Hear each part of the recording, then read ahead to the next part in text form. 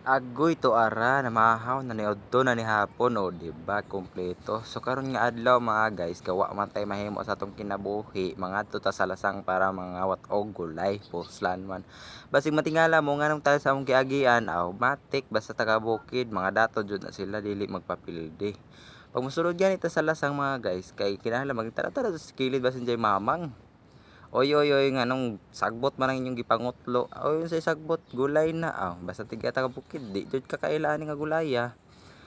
Og manguha gani mo ani nga gulay, kinahanglan lagaton jud ninyo imong mata kay para makita nimo nga dili na siya para sa imuha. Agoy, unsay kunik. Bitaw guys, lisod jud ni siya pangitaon nga gulay kay perte kaayo kagamay o lantawa. Lantawa oh. Perte kaayo kagamay. Gagmay kayo. Gamay pa sa gugma niya para nimo. Agaray.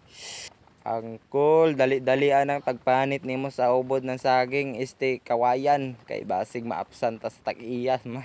Ambot masumunan na jud tani. Kahuman panit aw largo, matik largo sibat.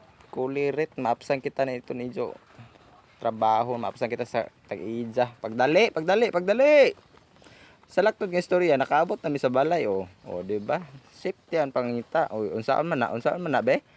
Automatic hugasan, hugasan botang ubod, botang saging aw si kunik. Inig ka maghugas, gutad-gutaron dayon na siya, ni pison lang para dili siya kaayo pait pag maluto. Tapos dihang dapita akong gipabugha si angkol para naapoy among magamit pagluto. Kani bukal naman na atong init dira so aton na ibutang ang ubod sa kawayan. Pagkahuman sa isa ka tuig aw, syempre kuhaan na to og kuan kanang sabaw kay ang unod ra may atong gamiton ana lisod sab kung apilo na to ang sabaw gabi paita po dana oy. Siyempre pagkahuman kuha na sabaw lisod pod ilabog ang unod idi butang sa butangan utok ba mindset kalami niyong pukoon. Samtang nagpaabot mi nga maluto tong ubod sa kawayan ang ginahinay na migbutang og luto diri di ba. Tapos naluto na pud tuod ang ubod wala ang nabidyohan butang na.